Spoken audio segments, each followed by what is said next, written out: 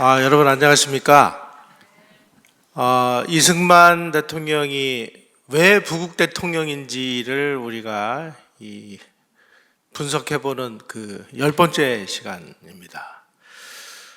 우리가 흔히 박정희 대통령 시절에 시작하고 대한민국 경제발전의 핵심을 이야기하려면 경제개발 5개년 계획인데, 이 경제개발 5개년 계획이 본격적으로 이제 시행되기 시작한 게 1962년 1월입니다.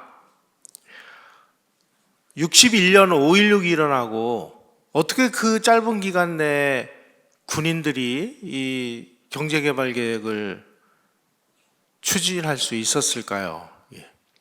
그 이전에 이미 떡잎들이 다 자라고 있었기 때문이다라는 사실을 우리가 좀 알아야 될 것 같아서, 이번에는 경제개발 계획의 원조가 이승만 정부다라는 말씀을 드리고자 합니다. 이승만 대통령 시절인 1958년에 이제 우리가 전후복구가 거의 완성이 됐습니다. 그래가지고 그때까지 막 그야말로 막 이 광란의 이 하이퍼 인플레이션 덕분에 막 물가가 막 폭등을 하던 이런 기운이 진정이 돼서 1958년에 기적적으로 물가가 하락하는 일이 벌어졌습니다. 특히 1958년은 우리 이 경제발전사에서 아주 상당히 의미가 있는 그런 해입니다. 그 해에 성장률이 5.2%를 달성을 했어요. 그리고 그 1959년에 부흥백서를 보면은 이런 대목이 나옵니다. 지난해인데 1958년을 이야기합니다. 농업과 공업의 생산이 더욱 많아지고 물건값이 해방 후 처음으로 떨어졌으며 돈의 가치에 대한 국민의 신인도 더욱 두터워졌습니다. 이제 앞으로 우리는 미래를 향해서 나가는 일만 남았습니다. 자, 이게 어떤 의미가 있느냐? 1948년에 우리가 대한민국이 건국이 됐다고 하죠. 그리고 뭐 좀 해보려고 하니까 2년 후에 1950년에 6.25가 터졌어요. 3년간 전란을 겪으면서 거의 전국토가 다 파괴되고 200만에 가까운 사람이 죽거나 다치고 모든 철도 공장 다 부서지고, 1953년에 이제 그 휴전을 해가지고 미국하고 상호방위조약을 체결해가지고 간신히 1954년부터 우리가 전후복구를 시작을 해서 4년 후인 58년도에 드디어 우리가 전후복구를 끝내고 드디어 전쟁 전 상황의 모든 생산성을 이때 겨우 우리가 회복했다는 뜻이에요. 그러니까 이런 그 통계나 이런 자료들을 보면은, 만약에 우리가 전쟁만 없었다면 정말 한강의 기적은 이승만 대통령 시절에서부터 시작됐을 가능성이 대단히 높다. 이 6.25가 우리에게 준 그 뼈아픈 교훈은 바로 이런 부분입니다. 정말 이승만 대통령 시대에 그러면은 그냥 나라를 건국하는데 앞장서신 분이 전쟁을 맞아가지고 유엔군한테 어떻게 하고 미국한테 어떻게 해가지고 이 나라를 그야말로 공사는 안 되게 지켜내신 분, 지켜내는 것 뿐만이 아니라 미국하고 어떻게든지 수단과 방법을 가리지 않고 한미 상호방위조약하고 한미 합의 의사록을 통해 가지고 주한미군을 한국에다가 붙잡아 놓고, 그리고 72만 대군을 먹이고 입히고 재우는 비용까지 다 받고 전후복구에 따르는 모든 원조까지를 다 얻어내서 이뤄낸 결과가 1958년에 드디어 전쟁 전 상황으로 우리 산업력을 복구한 것이었다. 이승만 대통령의 10년은 그러면 누구한테 보상을 받아야 되느냐? 김일성한테 받아야 되는데, 저런 놈을 좋다고 신이라고 지금 떠받드는 인간들이 지금 좀 국회 들어가게 생겼지 않습니까, 이게? 그래서 이승만 대통령이 이제 지난 시간에 석탄 산업도 군부대까지 투입시켜서 정상화시켜, 원자력 사업도 뿌리 다 내려, 교육시설 다 복구해서 산업사에 필요한 인력을 양성하는 시스템을 만들어 이제 남은 문제는 그렇다면 이제 경제개발 계획을 본격적으로 추진하기 위한 계획을 짜자. 근데 이승만 대통령은 천생이 자유민주주의자이기 때문에 야, 그 뭐 경제개발 이거 공산주의자들이나 하는 거 아니냐? 계획경제라는 게 말이나 되느냐? 이거 뭐 사회주의자들이나 하는 거지. 그 쓸데없는 거 뭐 그 우리가 해야 되는 거야? 그랬는데 이제 이 전문가들이 가서 그게 아니고요. 이 경제개발 계획이라는 것은 이 공산주의, 사회주의, 계획경제의 장점을 다 따보고 그 다음에 자유시장 경제의 장점을 접목을 시켜가지고 저 사회주의자들이 하는 거하고는 차원이 다른 겁니다. 이러이러한 점에서 이걸 해야 됩니다. 얘기하니까 아주 뭐 그야말로 전 세계의 석학 중에 석학인 이승만 대통령 그래 그거 해야지. 어떻게 할 건데? 이렇게 하겠습니다. 그거 하자. 이래서 이제 경제개발 계획이 입안이 되기 시작한 겁니다. 자, 6.25가 막 나기 전부터 뭔가 계획을 만들려고 많은 노력들을 했어요. 그래서 뭐 석탄 개발 5개년 계획, 뭐 전력 산업 몇 개년 계획 막 뭐 했는데 이 잘 안 되는 거죠. 더군다나 이제 6.25가 나는 바람에 이제 다 이제 무산이 됐고, 그리고 최초로 이제 미국이 한국도 이제는 계획에 의해서 발전을 시켜라 하고 자기네들이 개발 계획을 만들어줬어요. 이게 지난번에 제가 말씀드린 이게 이제 네이산 보고서라는 건데, 이승만 대통령이 미국이 만들어준 네이산 보고를 딱 받아본 순간 야 이거 집어쳐라 하고 이제 집어 던진 겁니다. 왜냐? 이 미국의 네이산이라는 그 협회에서 만든 이 보고서의 핵심은 한국은 농업을 통해서 근대화하라는 거였어요. 이승만 대통령은 아니 우리가 수천 년 농사를 졌는데 이 아직도 우리 좀 국민들 밥도 못 먹어가지고 뭐 밥 굶는 사람들이 부지기수인데 뭐 또 농업을 통해서 근대화라고 이 자식들 이거 안 되겠어. 야 집어쳐 우리 공업화할 거야. 이렇게 돼서 미국이 만들어준 이 네이산 보고서의 핵심이 한국 경제재건 5개년 계획인데 농업을 통해서 근대화하라고 그러니까 이거 안 받아들인 겁니다. 그 다음에 또 미국이 만들어준 게 타스카 3개년 계획이라는 거예요. 이것도 형편없는 거야. 이거 안 돼. 다 집어쳐. 우리에게 필요한 거를 만들어라. 이렇게 된 것입니다. 그래서 이 경제개발 계획의 특명을 받은 사람이 바로 이 송인상이라는 분인데, 이분이 1956년도에 이제 미국으로 유학을 갔어요. 미국 유학 가가지고 이제 공부를 한 겁니다. 그때 이제 중요한 공부를 했습니다. 인도처럼 그 당시 인도가 이 사회주의 국가였어요.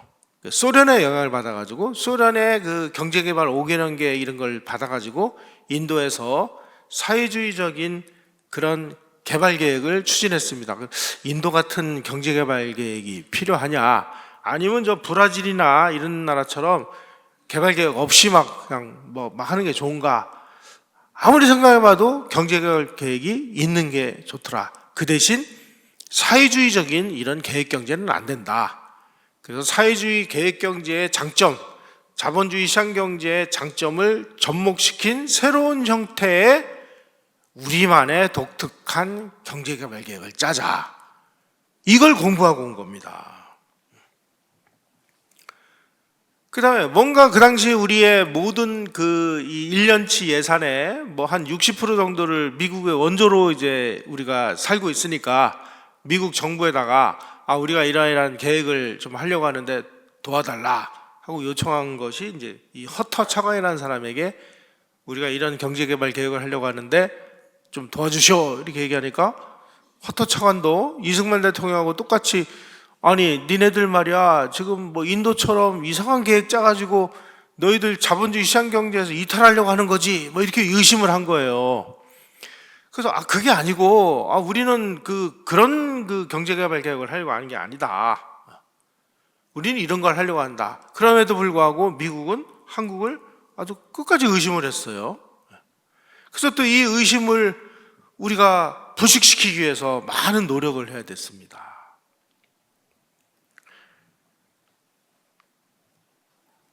이 정도로 뭔가 계획을 만든다는 게 쉽지 않은 일이었는데, 그래도 이승만 대통령의 어떤 이제 강력한 그 지원을 받아가지고 시작을 한 것이 1958년에 부흥부 산하에, 부흥부는 지금으로 치면 이제 기획재정부나 마찬가지인데 산업개발위원회라는 것을 설치했습니다.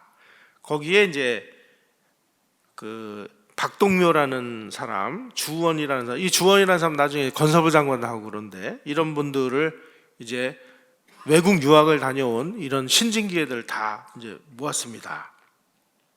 22명을 스카웃을 했어요.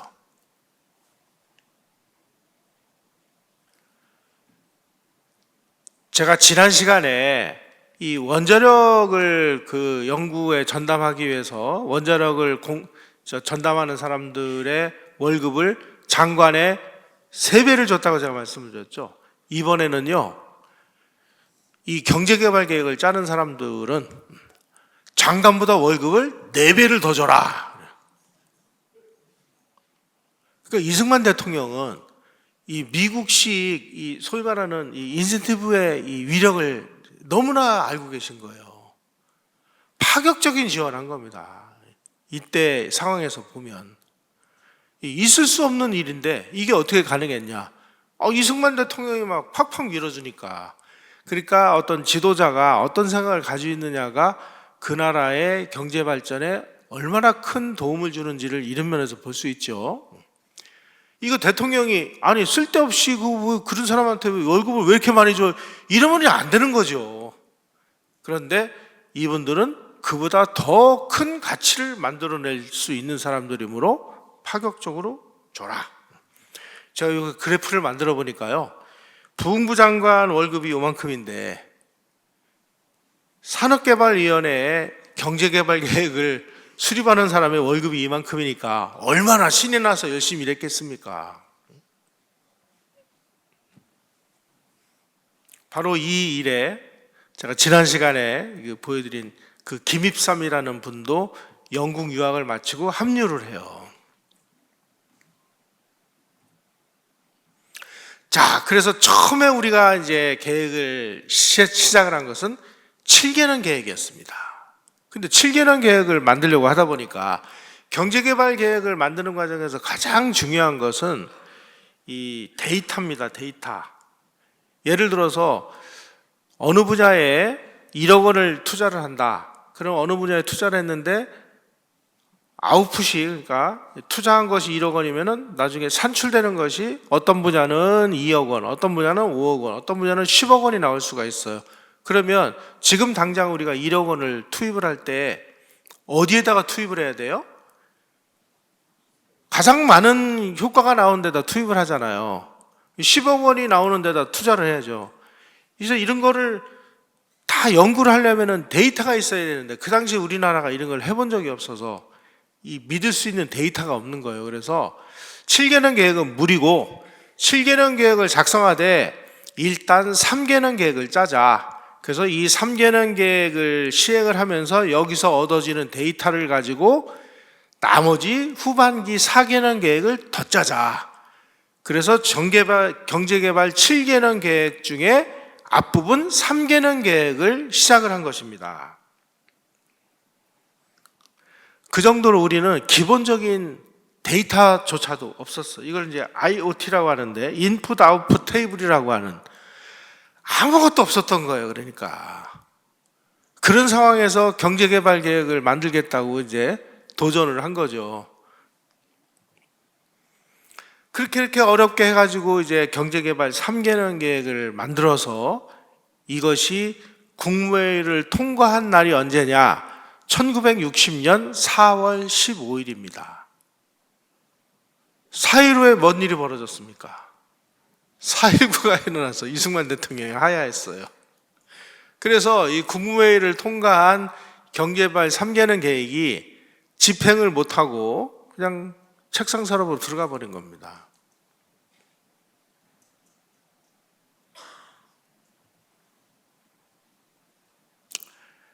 바로 이때 만든 이 경제개발 3개년 계획이 우리나라 이 경제개발 계획의 원조다. 그래서 이제 이 부분을 연구하신 그 이대균 성균관대 명예교수님의 연구에 의하면 경제개발 3개년 계획, 이승만 정부가 만든 이 계획은 한국 최초의 계량적 기법에 의한 종합적인 중장기 경제개발 계획이다. 그래서 이게 이제 이승만 정부가 붕괴되면서 시행이 못 되고 있다가 장면 정부가 등장을 했어요. 그래서 이게 장면 정부 때 장면 정부도 지금 우리 국민들이 밥도 제대로 못 먹고 있는데 이 사람들에게 용기와 희망을 주기 위해서 우리가 경제 제일주의를 앞세우자. 그래서 장면 정부도 목표가 경제 제일주의였습니다.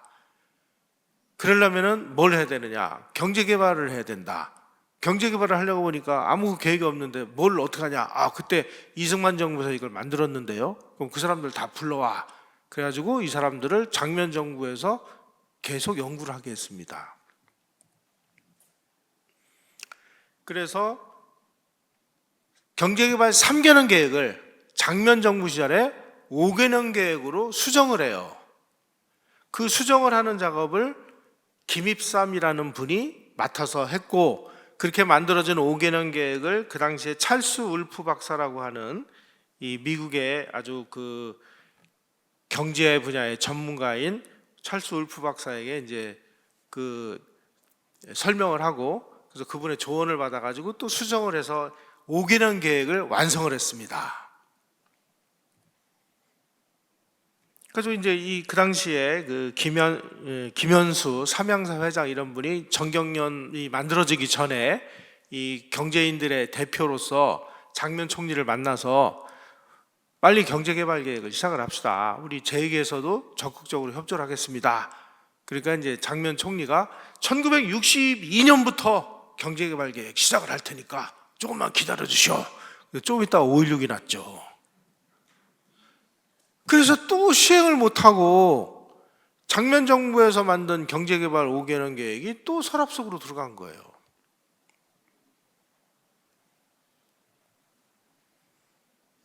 드디어 이제 박정희 정부가 등장을 합니다. 박정희 정부가 내세운 게 뭐예요? 굶어 죽는 백성들에게 밥이라도 좀 먹이자. 밥 먹이려면 어떻게 해야 되냐? 경제개발 계획을 해야 된다. 경제개발 계획을 하려고 보니까 아니 군인들이 뭐 총이나 쏘고 대포나 쏘고 적을 섬멸하고 하는 건 잘하는데 국민들을 어떻게 먹여 살려요? 그러니까 뭐 좋은 게 없느냐? 근데 그때 경제개발 계획 만든 게 있는데요. 그거 가져와가지고 껍데기만 갈아치운 게 바로 박정희 정부의 경제개발 5개년 계획이에요.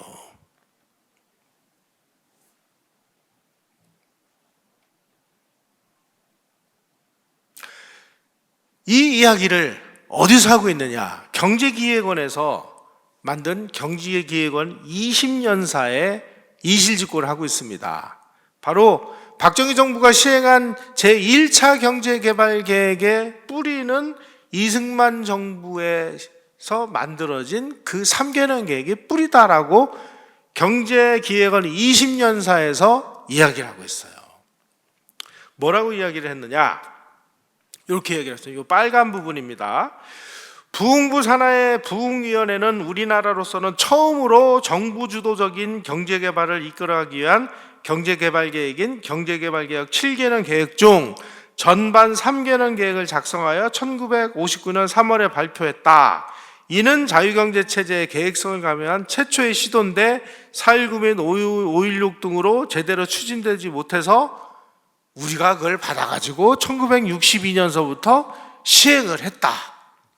이렇게 이야기를 하고 있습니다. 다시 말씀드리면 박정희 대통령은 이승만 정부에서 만든 거를 장면 정부가 5개년 계획으로 수정을 한 것을 그냥 승계받아서 실행을 했다.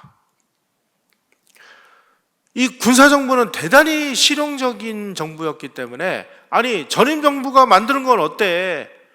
이거 국민들 밥을 먹일 수 있으면 해야지. 그래가지고 이 경제개발 계획에 아주 총력을 기울여서 전 행정력과 전 군사력과 모든 걸 다 동원해서 이거를 성공을 시켰다는 것입니다. 그래서 이 이승만 대통령 시절의 이 준비와 박정희 대통령 시절의 이 실행력이 결합이 돼서 제1차 경제개발 5개년 계획이 성공을 해서 자, 2차 계획 만들자. 그래서 2차 계획 만들고 3차 계획 만들자. 그래서 3차 계획 만들어가지고 5차, 6차까지 간 거예요.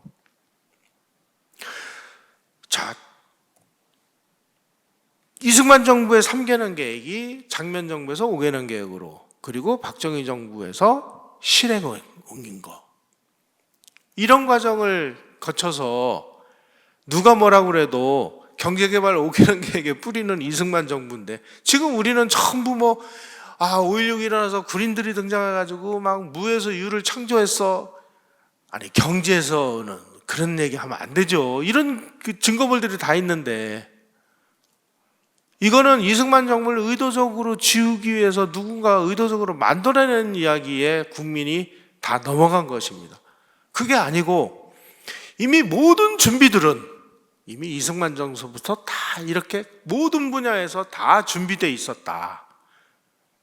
그래서 한강의 기적은 이승만 정부에서 시작을 해서 박정희 정부에서 막 잘 육성을 해서 마지막에 전두환 정부 때 꽝 하고 그야말로 우리가 대성공을 거둬서 전 국민들의 호주머니를 두둑하게 불려줬고, 그래서 모두가 다 내 집 한 채씩 갖고 자가 한 대씩 갖고 행복한 중산층이 돼서 살 빼느라고 정신이 없는 이런 나라를 우리가 만든 것이죠.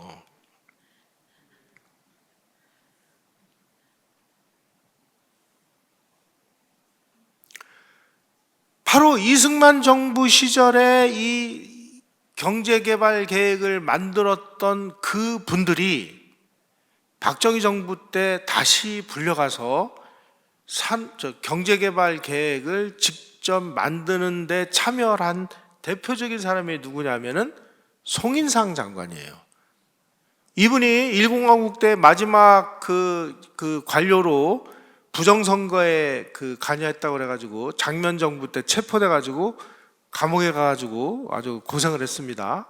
그래서 석방된 다음에 박정희 대통령이 자, 이제 경제개발 계획 우리가 다시 1차, 2차, 3차 해야 되니까 누구 전문가 없냐? 전문가 저기 있습니다. 누구야? 송인상 모셔와. 그래서 이 송인상 씨가 3차 경제개발 계획을 모두 다 짜는 핵심 역할을 하게 됩니다. 바로 이분이. 다시 말씀드리면 이승만 정부 시절에 유학을 시켜서 공부를 열심히 국비로 유학을 시켜가지고 공부하고 온 분이 경제개발 3개년 계획도 만들고 또 부정선거했다고 감옥도 갔다 와가지고 1차, 2차, 3차 경제개발 계획을 짜는 핵심 역할을 했다는 뜻입니다. 이분이 박정희 정부에서 뭐를 했냐면은 한국경제개발협회장이라는 걸 맡아가지고요.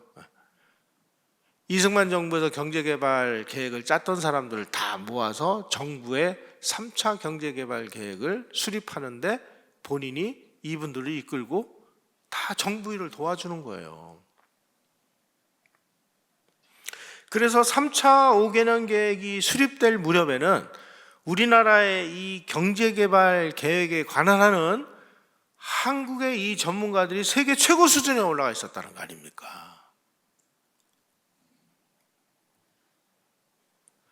자, 그리고 우리가 여기서 이제 잊지 말아야 될 부분, 이승만 정부에서도 많은 노력을 하고 또 막 지난번에 인천에 있는 대한중공업 철강 공장을 만들기 위해서 서독하고 이렇게 연계를 맺어서 서독으로 철강 유학생 보내고 한 걸 제가 말씀드렸습니다. 그래서 서독 정부로부터 일부 도움을 받아가지고 서독에서 차관도 들여오고 그게 박정희 정부 시절도 막 이어지고, 그런데 이게 왜 그렇게 외국 차관을 도입을 해서 경제개발하는 것이 박정희 정부 시절처럼 불이 붙지 못했느냐?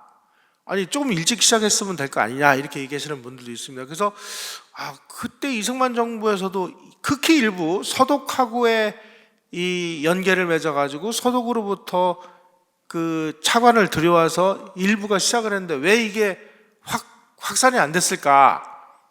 이게 무슨 뭐 이승만 정부의 의지 부족인가 하고 고민을 하다가 보니까 그게 아니고요. 근본적인 문제가 있었습니다. 그 당시에 미국이 이승만 대통령을 대단히 좀 껄끄러워했어요. 그래서 이승만 정부, 이승만 대통령이 집권하고 있는 한은 다른 나라로부터 돈을 못 빌리도록 통제하는 전쟁 위험 국가 명단에 한국을 집어넣어 버린 겁니다. 그러니까 우리도 이제 외국에서 돈을 빌리자. 이승만 대통령에게 외자를 도입을 해서 수출 주도형 공업화 전략으로 나가야 됩니다라고 제안을 한 사람이 이병철 회장이라고 제가 지난번에 말씀드렸는데, 이병철 회장의 이제 제안을 받아가지고 돈을 빌리려고 하니까 외국 은행들이 돈을 안 빌려주는 거예요. 나중에 알고 보니까 한국을 전쟁 위험 국가 명단에다가 묶어버린 거예요. 뭐 세계 이 금융기관이나 이런 데서 한국은 언제 전쟁 날지 몰라. 그러니 돈 빌려주면 니네 돈 떼일 거야. 그러니까 돈 빌려주지 마. 이렇게 된 겁니다.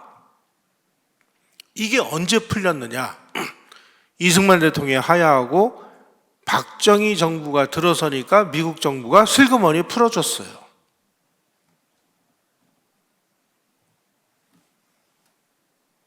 이런 걸 보면 이승만 정부 시절에 정말 우리가 왜 그렇게 확 날개를 못 펴게 됐는지 이런 것을 우리가 좀 엿볼 수가 있죠. 한국이 그 정도로 언제 또다시 전쟁이 벌어질지 모르는 이 위험 국가에 속해 있었다는 사실. 그리고 미국은 이승만 대통령을 견제하기 위해서 전쟁 위험 국가 명단에서 빼주지 않았다는 사실. 그럼 우리가 뭔가 움치고 뛰려면 어떻게 해야 돼요? 미국하고의 관계를 개선하는 수밖에 없죠. 그래서 우리는 이 세계 정세가 어떻게 돌아가는지를 알고 우리 국가의 이 진로, 외교의 방향을 어느 쪽으로 가야 되는지를 이 폭넓은 안목을 가지고 국가의 진로를 정하지 않으면 정말 쉽지가 않습니다. 우리의 지금 현재 상황을 보면 미국하고 중국의 이 신냉전이 벌어지고 있죠. 우리는 지금 한국은 미국의 동맹국입니다. 동맹국이라는 건 뭐냐? 전쟁이 나면 미국하고 한편이 돼서 전쟁을 해야 되는 거예요. 미국하고 중국하고 전쟁이 벌어지면 우리는 동맹국이기 때문에 미국 편에 서서 중국하고 전쟁을 벌여야 됩니다. 이게 동맹이라는 거예요. 그런 상황에도 불구하고 문재인 정부는 한미동맹을 파기하고 중국하고 손잡고 뭘 하려고 온갖 이상한 일 벌린 거 여러분들 다 기억하실 거예요. 바로 요 김입삼이라는 분이 이승만 정부 시절에 산업개발위원회에 소속이 돼서 경제개발 계획을 입안하는데 앞장을 섰고, 또 장면 정부에서 3개년 계획을 5개년 계획으로 업그레이드 버전을 만드는데 앞장섰던 분이에요. 이분이 이승만 대통령 시절에 참 아쉬워하는 부분이 이겁니다. 그 당시에 우리가 해외로 나가려면, 또 우리 경제를 한 단계 발전시키려면은 일본하고의 이 정상화를 하는 방법밖에 없었습니다. 근데 이승만 대통령은 너무나 완강하게 미국하고 뿐만 아니라 일본하고의 관계 개선을 안 했어요. 차라리 그 당시에 이승만 대통령이 야, 너희들이 과거에 이러이러한 식민 통치도 하고 그랬으니까 통 크게 한국을 좀 도와줘. 우리도 너희들하고 이제 옛날 구원을 다 잊고 우리도 새롭게 출발하려고 하니 일본 너희들이 우리를 좀 도와달라. 그랬으면 아마 일본도 정말 통 크게 도와줄 수 있지 않았을까. 그랬다면은 우리의 이 산업과 경제 발전도 굉장히 일찍 시작했을 텐데, 이승만 대통령이 일본하고의 너무 대립각을 세우는 바람에 그런 기회를 우리가 놓친 부분은 참 아쉽다. 이승만 대통령이 조금만 더 국제관계를 좀 냉혹하게 봤으면 하는 그런 또 문제점을 지적하기도 합니다. 하지만 이 모든 걸 우리가 감안한다 하더라도 이승만 대통령이 새로운 한국의 창설자였다는 사실은 부인할 수가 없어요. 그래서 이승만 대통령의 정치 고문이었던 로버트 올리버 박사는 이렇게 얘기합니다. 이승만은 새로운 한국의 창설자다. 아시아 민주주의의 매개자다. 미국의 의지에 반하면서까지 미국인들이 소중히 여기는 그 가치를 수호하기 위해서 온 힘을 다했던 인물이다. 이렇게 높은 평가를 하고 있습니다. 바로 지금 이 순간까지 이 전쟁의 화약고나 다름없는 한반도와 동북아에서 전쟁을 방지하도록 한 것은 이승만 대통령이 만들어낸 주한미군을 한국에 주둔시킴으로 인해서 이 지역에서 전쟁이 없어지고 평화가 정착이 됐다는 사실, 이거 하나만으로도 이승만 대통령은 정말 높은 평가를 받아야 된다고 생각합니다. 그때 우리가 그 합의 의사록에 의해서 주한미군을 한국에다가 갖다 놓지 않았다면 지금쯤 어떻게 됐을까요? 우리가 지금 중국의 등살에 과연 우리가 이 독립국가로서 제 역할과 기능을 할 수 있었을까요? 저는 이런 걸 보면은 정말 이승만 대통령이 시대를 앞서서 앞으로 이런 시대를 예상을 했는지 안 했는지 그건 잘 모르겠습니다만은 주한미군을 한반도에 이 붙박이로 이 주둔을 시킴으로 인해서 대한민국의 안보가 지금까지 이렇게 굳건하게 지켜지고 있다는 사실 하나만으로도 이승만은 정말 높은 평가를 받아 마땅하다고 생각을 합니다.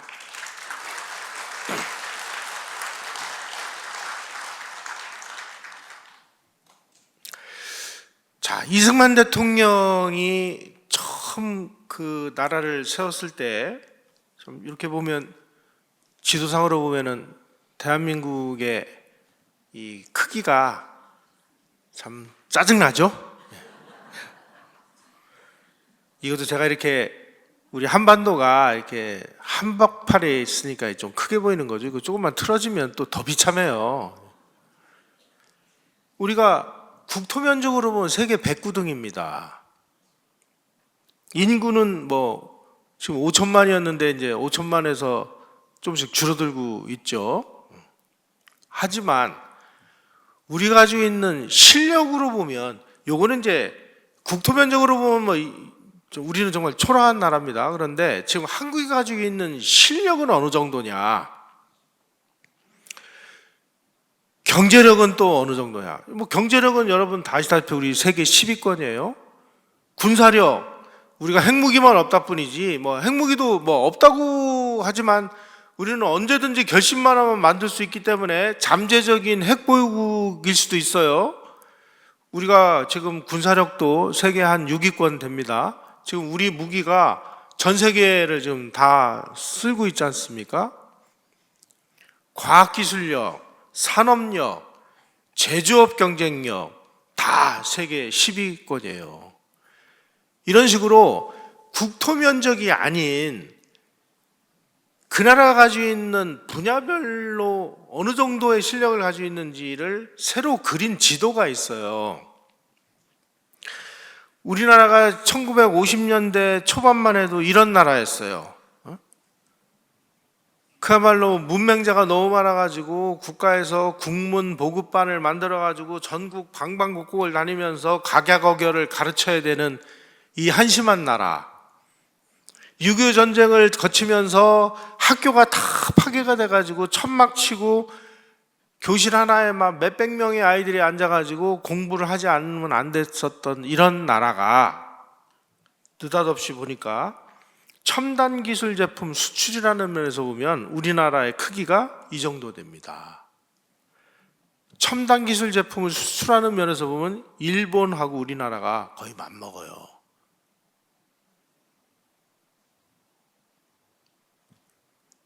여러분, 대한민국이 국토면적으로 보면 정말 그냥 좁쌀만 하지만 우리가 가지고 있는 실력으로 보면 이 정도 크기가 된다는 사실을 우리만 인정을 안 해요.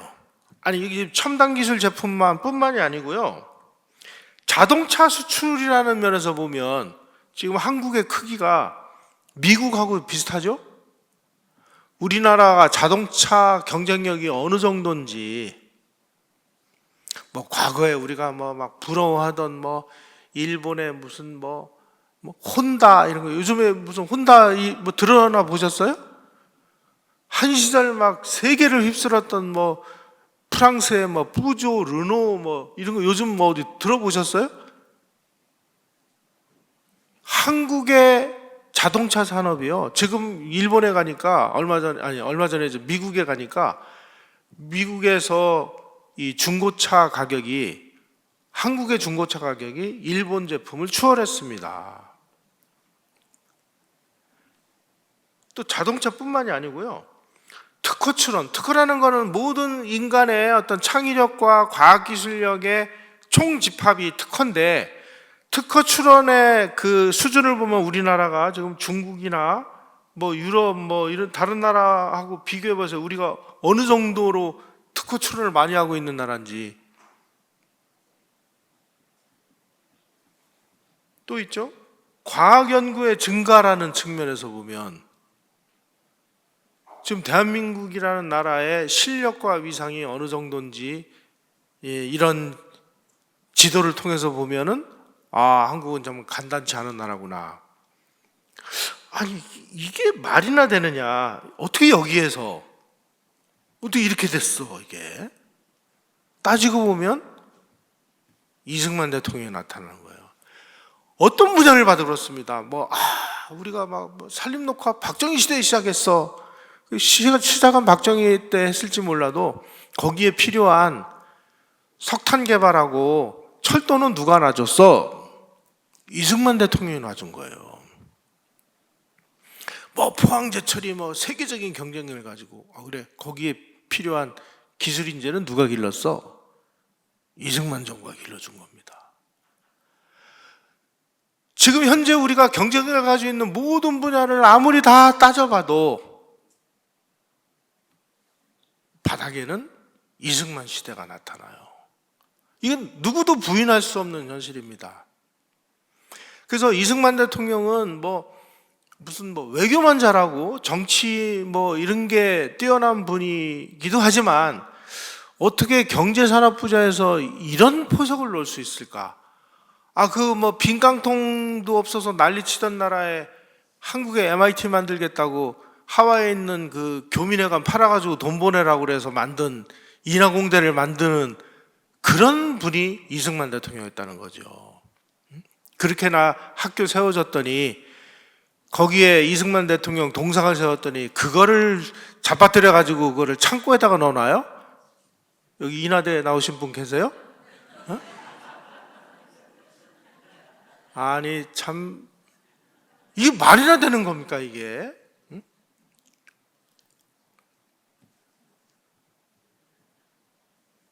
그래서 이승만 박정희 시대, 이승만 대통령 재임 12년, 박정희 대통령 재임 18년 합치면 30년인데 그 30년의 역사적인 의미는 무엇이냐?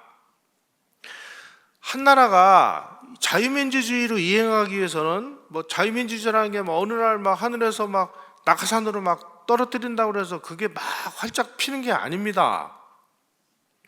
자유민주주의를 하려면은 많은 준비가 있어야 된다는 사실을 이 민주주의의 선진국이라는 이 미국 사람들도 나중에 깨달은 거예요. 그 로버트 달이라는 이 민주주의의 석학 되시는 분이 연구를 해보니까 2차 세계대전 이후에 미국이 영국이나 프랑스나 이탈리아나 독일이나 이런 일본이나 이런 나라가 가지고 있었던 식민지를 전부 독립을 시켜서 그 나라에다가 민주주의하고 시장경제 시스템만 이식을 시키면 모든 나라가 다 이제 이 자유민주주의가 만개하고 시장경제가 꼽힐 것으로 그렇게 생각을 했습니다. 그래서 해봤더니 안 되는 거예요. 이거 왜 안 될까 봤더니 민주주의라는 것이 정상작동하려면은 첫째로 사람들이 굶어 죽는 곳에서는 절대 민주주의가 안 된다. 지금 당장 투표장에 걸어갈 힘도 없어서 지금 굶어 죽는 사람한테 무슨 투표권이 뭐가 중요하냐, 이런 사람들에게는 당장 밥을 먹여야 살아나지. 다시 말씀드리면 민주주의는 1차적으로 먹고 사는 문제가 해결돼야 민주주의가 가능하다. 그래서 산업적인 토대가 필요하다. 연구를 해보니까 1인당 한 4,000불에서 7,000불 정도의 물적 토대가 만들어져야 된다. 둘째, 중산층이 탄탄하게 만들어져야 된다. 그래야 막 휘둘리지 않고 이 사회가 안정을 찾는다. 그리고 이 사람들이 민주주의를 제대로 작동할 수 있는 민주 시민 교육이 필요하다. 이 세 가지가 있어야 자유민주주의가 정상 작동을 하는데 그게 안 돼 있는 상황에서 무슨 놈의 민주주의가 가능합니까?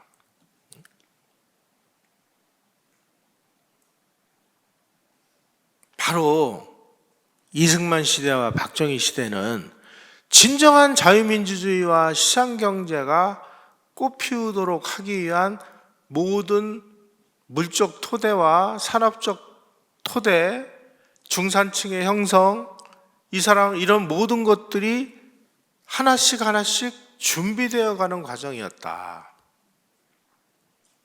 이 시대가 독재의 시대가 아니라 진정한 민주주의를 꽃피기 위한 준비기간이었다는 사실을 왜 이 나라의 학자들과 언론인들과 좌익들은 왜 인정을 안 하냐 이거죠. 민주주의는 어느 누가 막 그냥 막 돌떡 돌리듯이 돌린다고 해서 성공하는 게 아니라는 사실을 우리는 명백하게 알아야 됩니다. 이승만 대통령 시절에 우리의 1인당 소득이 64불인가 그랬어요. 박정희 대통령이 5.16을 일으켰을 때 1961년에 우리의 1인당 소득이 82불이었어요. 북한 그해 320불이었습니다. 이건 OECD 통계니까 정확합니다. 우리가 북한보다 4배나 못 사는 나라, 전 국민의 78%가 문맹인 나라, 학교고 뭐고 다 부서져가지고 가르치려고 해야 가르칠 장소도 없었던 나라에서 출발을 해서 이러한 기적과 같은 이 남북 역전의 상황을 만들어내고 민주주의가 꽃피도록 만든 그 시대를 왜 우리는 그렇게 못 잡아먹어서 안달이냐 이거죠.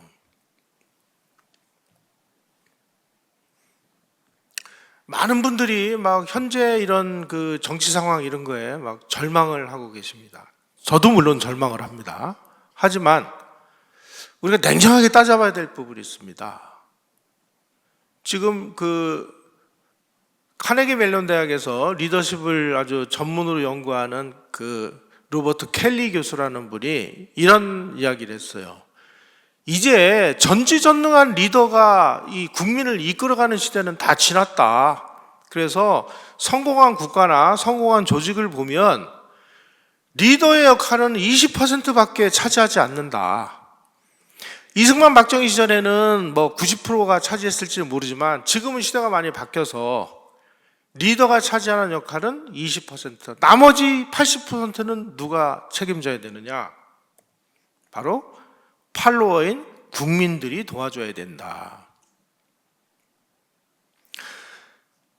우리는 윤석열 대통령을 뽑아놓고 이제 우리가 윤석열 대통령 뽑아줬으니까 이제 우리 책임 다 한 거야. 그게 아니죠. 윤석열 대통령이 뭔가 성공적인 일을 마칠 수 있도록 국민들이 80%의 이 힘을 보태줘야 윤석열 대통령이 뭐든지 할 수 있는 겁니다. 그런데 이번에 우리가 총선을 앞두고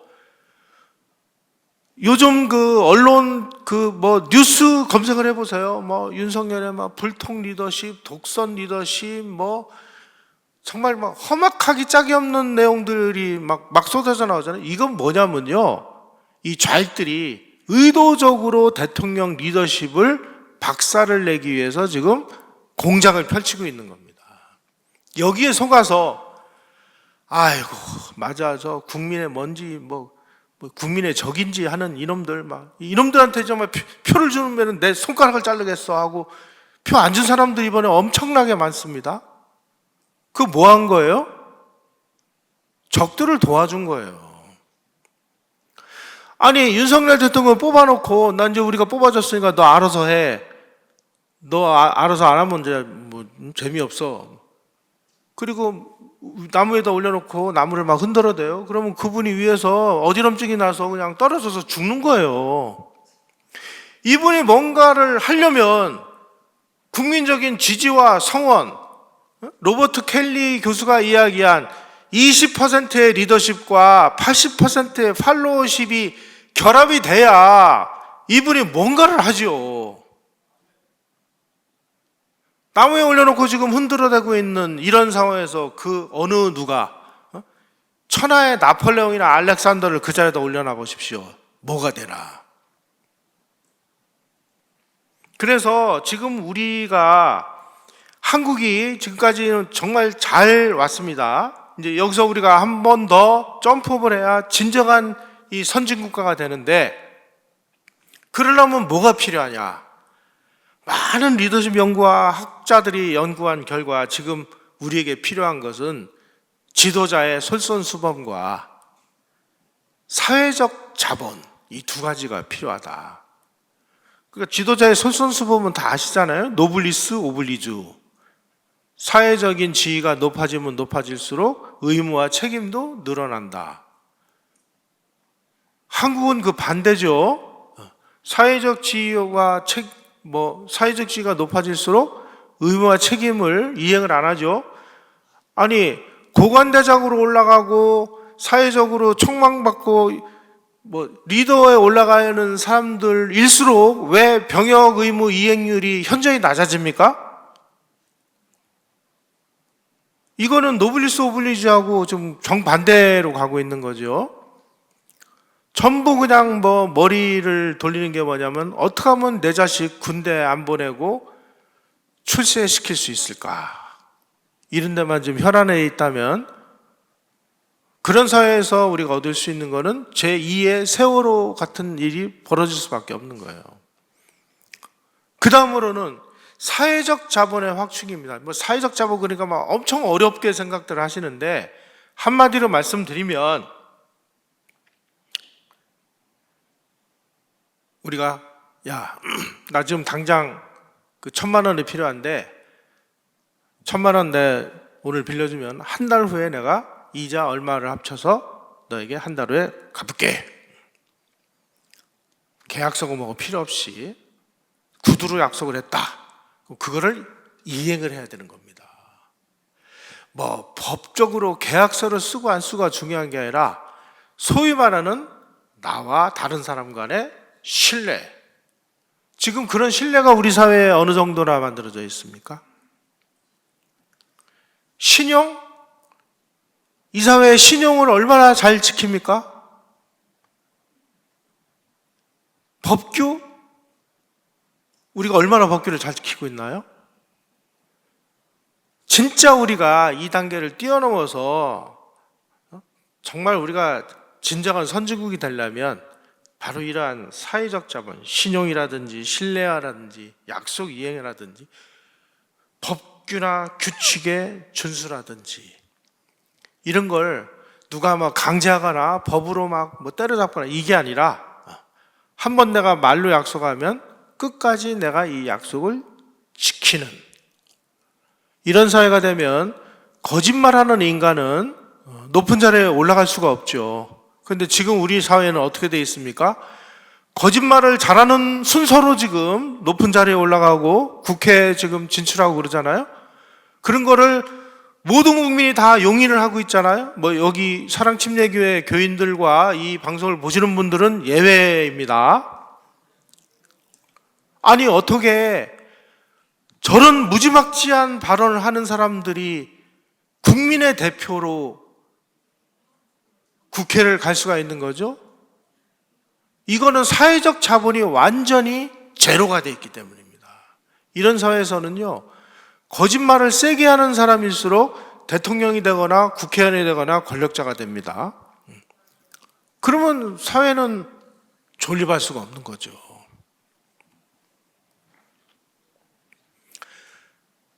그래서 지금부터라도 이승만 대통령이 그 어려운 와중에도 국민교육을 시키고 그 다음에 자유의 개념을 일깨우고 권리와 함께 의무 이런 걸 강조한 이유도 바로 이런 때를 대비해서가 아닌가 하는 생각이 들어요. 자, 민주주의를 정상 작동시키기 위해서는 민주 시민 교육이 필요한데, 그 민주 시민 교육의 핵심이 뭐냐? 로버트 켈리 교수가 아닌 로버트 프리만 버츠라고 하는 미국의 교육 분야의 석학이 세 가지를 정의를 내렸습니다. 첫째, 그 나라 건국의 역사와 이념을 정확하게 가르쳐라. 그래야 우리 국가가 지향하는 바가 뭔지를 안다. 우리는 국가가 지향하는 바가 뭐예요? 하늘이 한 개인에게 준 천부적인 자유를 헌법과 법률을 지켜주는 거죠. 둘째, 헌법의 정체성, 법치를 가르쳐라. 세 번째, 민주시민으로서 시민이 국가에 대해서 가지는 권리도 있습니다만 권리와 함께 의무도 가르쳐라. 과연 우리 학교에서 이런 교육이 제대로 이루어지고 있는지 하는 눈을 부릅뜨고 한번 지켜보십시오. 아마 어쩌면 지금 우리 공교육 시스템에서는 이 로버트 프리만 버츠 교수가 정의해 놓은 이 세 가지를 정확하게 뒤집어서 교육을 시키고 있는 건 아닌가요? 그래서 공교육 시스템을 다 마치고 나오면 불구죽죽한 생각에 물드는 사람이 대량으로 양산되는 이런 시스템이 지금 만들어져 있는 건 아닌지, 이럴 때일수록 우리는 원론으로 돌아가야 될 것 같습니다. 이승만 대통령이 만든 이 나라가 무엇을 지향하는 나라였느냐, 그리고 그분이 왜 그렇게 물적 토대를 닦기 위해서, 부국을 만들기 위해서 그 어려운 과정에서 포석을 놨느냐. 국민이 먹고 살지 못하는 나라에서 민주주의는 작동하지 않는다는 사실을 이승만 대통령은 꿰뚫어 보신 거죠. 그 물적 토대를 만들어 주셨으니 이제부터 우리가 정신혁명을 일으켜서 정말 이 나라를 제대로 일으켜 세우기 위해서는 이 세 가지, 건국의 역사와 이념, 헌법의 정체성, 시민으로서의 권리와 함께 의무의 교육, 이 원론으로 우리가 다시 돌아가서 새 출발을 해야 될 때가 온 것 같습니다.